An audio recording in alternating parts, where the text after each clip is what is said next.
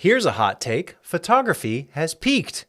I've mentioned this a few times, but wanted to make a whole video talking about why I think photography has peaked. But before we get started, like this video, hit the subscribe button, and consider joining the channel. Channel members get exclusive access to Filmmaker Alchemy, behind-the-scenes lessons and insights on the business of video production. Learn how to turn your content into gold.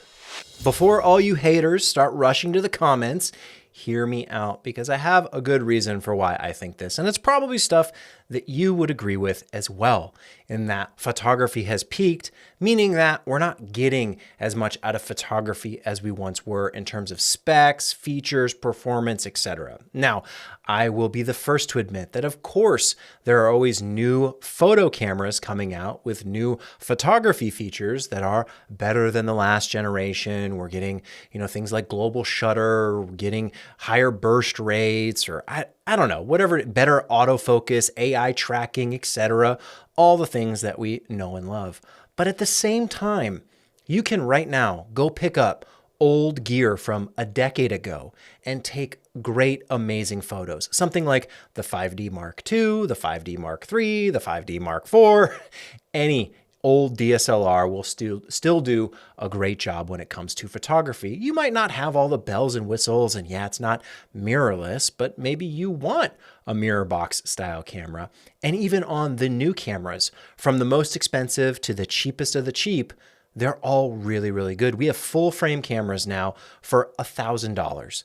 Even sub $1,000 if you're looking on the used market. For full frame cameras, this was unheard of, 10 or 20 years ago. We've got megapixel counts upwards of 25 megapixels as default, as standard, where we used to have 10 megapixels, 5, 12, 18 if we were lucky. So in a lot of ways, when it comes to taking pictures, it's really easy to do and take great photos on new cameras, used cameras, old cameras. Even your smartphone can take great pictures with some of the advanced features like portrait mode, with the AI smart features, to take great shots with good lighting, good composition, following all the standard best practices for photography. You can take great pictures even on your smartphone, whether it's Apple or Samsung or Google, doesn't really matter. When it comes to taking photos, it's easy in terms of quality. Where it used to be hard, it used to be expensive. You had to buy a bunch of stuff, invest a lot of money to get a good photo camera. Now you can find a great photo camera. And it's almost funny, people are running to the more retro, vintage, low quality, lo-fi photos instead, because everything now just looks so good. So what is the end result of this? Well, it's interesting because I've talked a long time, 15 years, I don't know, about hybrid cameras and why I prioritize video. I started my career doing video and photography with the DSLR revolution and hybrids, and it all kind of like merged into one thing. And I think the better you get at photography, the more it helps your video, and video can help your photography skills as well. They do go hand in hand. And I really like using these hybrid devices because they're so convenient. A lot of times they're really affordable. And nowadays they pack so much punch. So I've prioritized things like the GH4, the GH5, GH6, GH7, now the S5 Mark II, even something like the S9 that is arguably a photography camera still has great video features. And this is across the board, not just Lumix, but Nikon, Canon, Sony, they've all figured this out.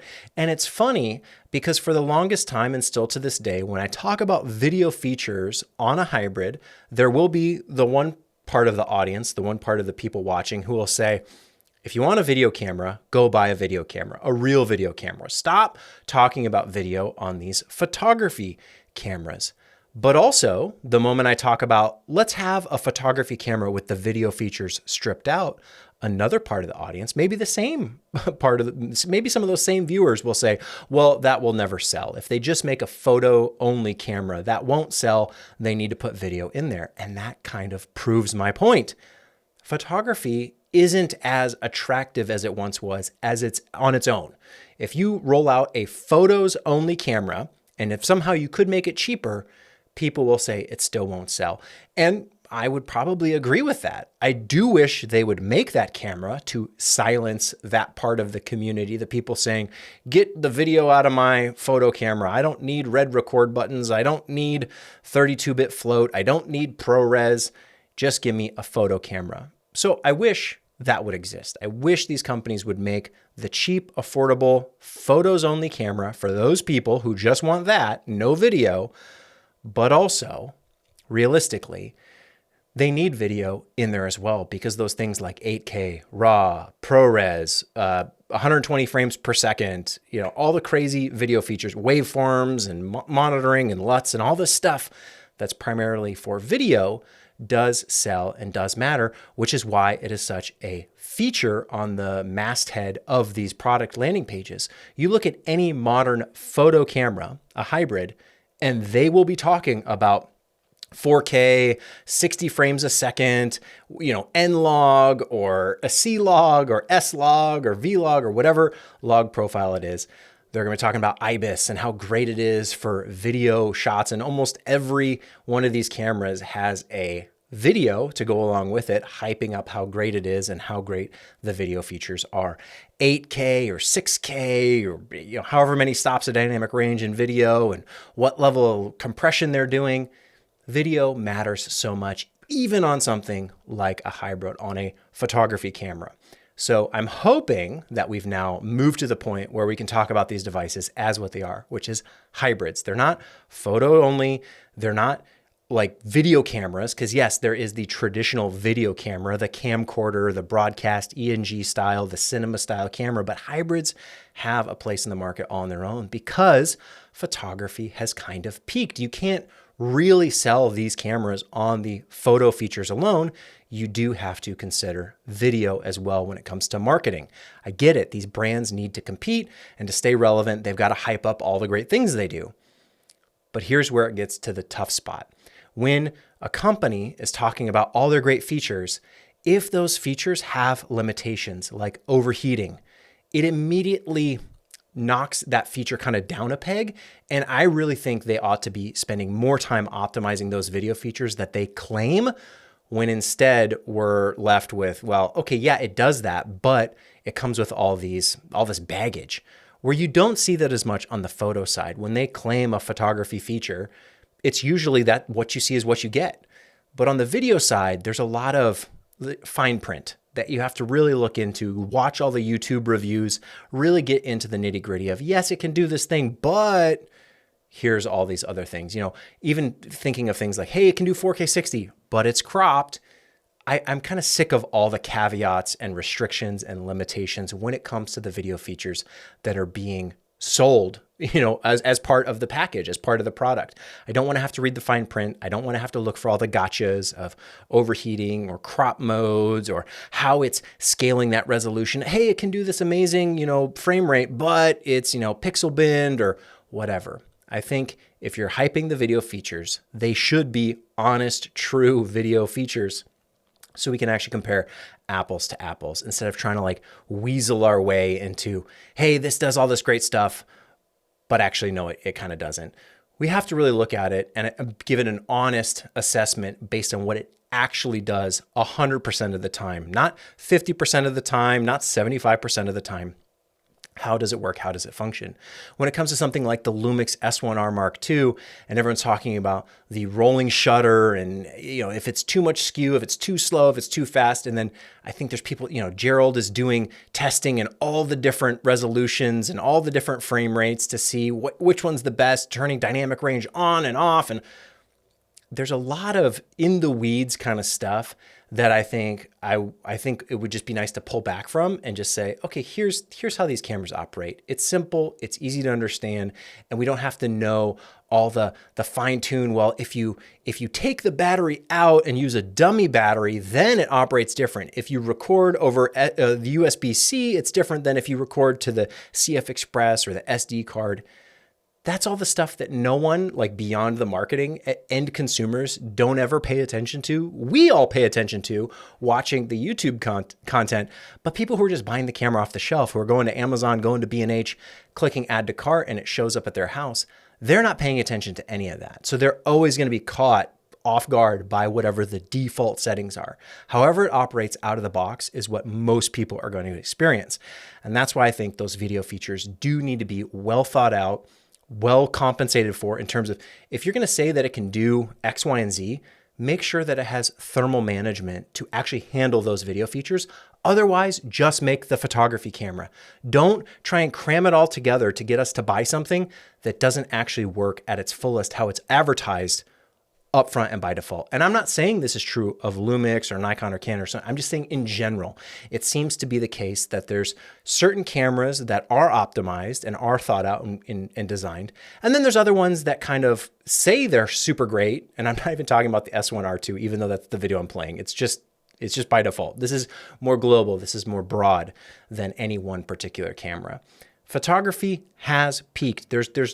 It's diminishing returns when it comes to resolution. Oh, this is 65 megapixels. Oh, this is 85 megapixels. Hey, this is 105 megapixels. Okay. Hey, this can do 12 frames per second burst. This can do 14 frames per second burst. This can do 16 frames per second burst. Oh, okay. This can do AI tracking and photo and eye detection better than we used to do it before, even though before we were still doing it great anyway, but now this is better. Hey, this is blackout free. Hey, this shutter readout is a little bit faster. Hey, now we have global shutter. Oh, but wait, the dynamic range is a little bit lower, or there's, more noise in the shadows, whatever the trade-offs may be. Photos don't matter as much anymore. And if you're going to make a proper hybrid with photo and video, both included, I think those video features deserve the same level of attention and respect that we've been giving to the photo side of the equation for the last 20 years. Video matters more than ever, especially nowadays with Instagram Reels, YouTube Shorts, TikTok, YouTube in general, just content creation. You look at even most podcasts that are audio, almost always have a video component. People are desperate for more and more and more video content and better ways to make it. So meaningful features like phase detect autofocus, having good lenses and full frame, and all these things do matter, and they help out in terms of the consumer demand for content. But at the same time, hybrids only go so far when they're actually optimized for all those video features that they claim. So long story short, I just think that the more we focus on these being photo cameras, the less honest of conversations we can have. They are true hybrids, and those video features that are marketed should be criticized for how they hold up and how they perform. Whether that's like back in the day, for example, I said it was a long story short, but here we're just gonna keep going. Back in the day, the 5D Mark II from Canon, the 5D Mark III, and the 5D Mark IV.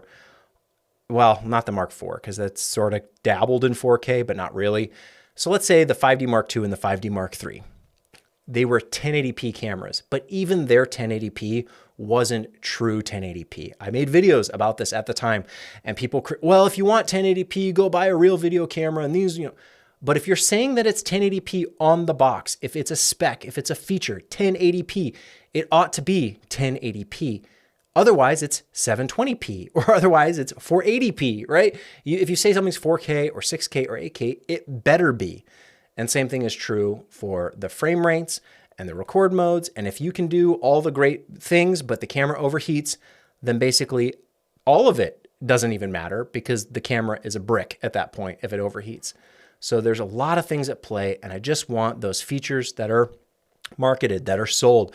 This is why you buy this camera. I want them to hold up, and I want them to be well thought out.